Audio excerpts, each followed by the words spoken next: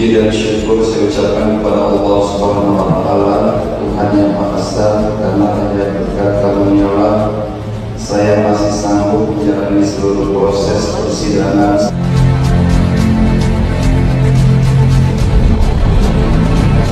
Rabu 26 Juli kemarin, sidang lanjutan kasus dugaan penyuapan Hakim Pengadilan Negeri Jakarta Utara dengan terdakwa penyanyi dangdut Saipul Jamil kembali digelar di Pengadilan Tipikor Jakarta Pusat. Agenda sidang kemarin adalah pembacaan pembelaan Saipul Jamil atas tuduhan penyuapan tersebut. 1. Tidak benar saya menjual rumah atau menyuap majelis hakim agar divonis ringan. 2. Tidak benar saya mengkondisikan kompensasi majelis hakim. 3. Tidak benar majelis hakim menghukum saya dengan vonis 3 tahun penjara adalah karena menerima suap.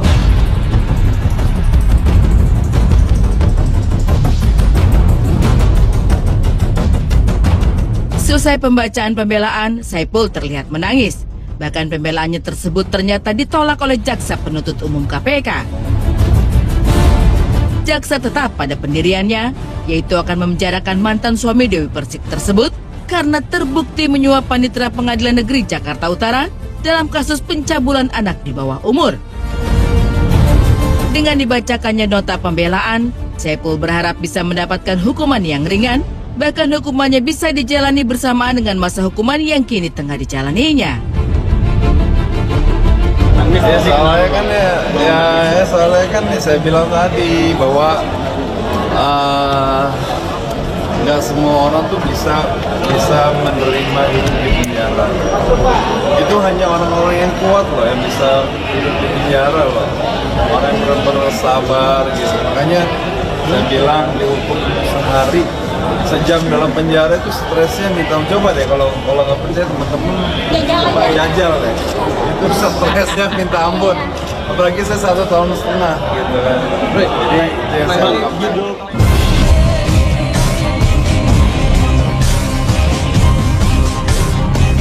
Hampir 2 tahun menjalani kehidupan di balik jeruji besi bukan hal yang mudah untuk dijalani Saipul. Maka dari itu, ia tak bisa membayangkan jika beberapa tahun ke depan dirinya masih hidup dikekang seperti yang sedang dijalaninya saat ini. Untuk itu, ia berharap majelis hakim bisa menerima pembelaannya dan memberikan keringanan masa tahanan. bayangkan ya, di penjara itu saya udah hampir 1,5 tahun. Itu nggak enak, maksudnya udah pasti nggak enak. Jangankan 1,5 tahun, saya rasa 1 hari di penjara pun itu sangat pahit sekali gitu. Ya mungkin ya orang dengan seenaknya menghukum orang sekian gitu. Ya memang kalau mau pantas dihukum, tapi sekali lagi bahwa kami ini kan manusia gitu kan. Tapi ya masa iya kalau misalkan kami memang dianggap bersalah, tidak ada sebuah maksudnya ya hal-hal yang bisa meringankan kami dalam menghadapi hukuman gitu. Karena kami kan, apalagi saya umur udah makin bertambah gitu, otomatis ini juga sangat berpengaruh juga kan terhadap keuangan pribadi saya gitu. Nah, seperti saya singgung lalu gitu kan, saya daripada saya di dalam penjara, dalam penjara juga menanggung beban negara, ya kan, mendingan saya ya diberikan hukuman seringan-ringannya gitu. Yang penting ya sebagai efek jerah, tapi kami bisa berkarya, bisa mencari uang lagi, dan juga bisa memperkaya negara, artinya dengan membayar pajak seperti itu gitu.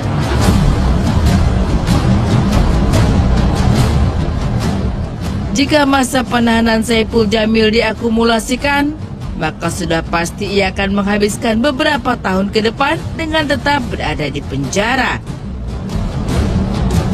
Padahal dalam hati Saipul, ia masih memiliki keinginan untuk berkeluarga dan juga memiliki anak. Dan jika hukumannya semakin lama, pastinya Saipul harus mengubur cita-citanya untuk berkeluarga dalam waktu dekat. Apabila saya ditambah hukuman lagi, apalagi saya juga belum berumah tangga kan. Nah ini juga sangat bertentangan dengan hak asasi manusia. Kapan saya berkawin gitu kan? Saya kapan bernikah gitu. Jadi ya terima kasih atas gagasan Pak Tito juga. Mudah-mudahan, saya yakin karena di luar sana juga banyak teman-teman warga binaan yang hukumannya itu berlapis-lapis gitu. Kasihan juga kan. Masa mau mati di penjara kan, kasihan juga.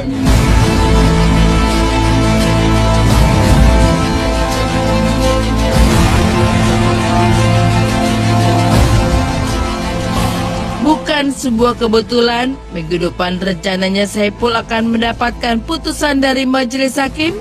Apakah dirinya benar-benar terbukti bersalah atau tidak? Sayangnya, pada hari putusan tersebut akan dibacakan, bertepatan dengan hari pertambahan usia Saipul yang ke-37 tahun. Rasanya ini akan menjadi kado spesial bagi Saipul. Entah manis ataupun pahit hasil putusannya nanti. Namun ia mengaku akan selalu mengambil hikmah dengan semuanya ini, entah kebetulan atau memang sudah jalannya, terutama dengan masa hukumannya di penjara. Kebetulan putusannya itu pas tanggal ulang tahun saya, 31 Juli, yang mudah-mudahan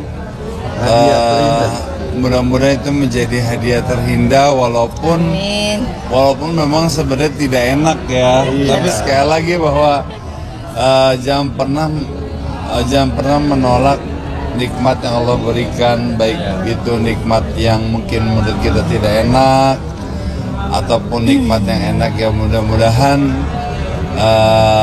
hadiah nanti yang saya dapatkan adalah hadiah yang membahagiakan buat saya, yaitu keputusan yang seadil-adilnya dan seringan-ringannya dari majelis hakim. Ya pokoknya saya sekali lagi minta dukungan dan doanya dari seluruh masyarakat supaya saya bisa cepat kembali lagi ke tengah-tengah masyarakat, bisa menghibur.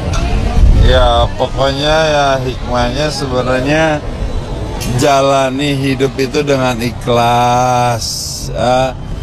Ya seperti saya bilang tadi, kadang-kadang menurut kita tidak baik, menurut kita tidak enak, siapa tahu itu ada yang terbaik dari Allah gitu.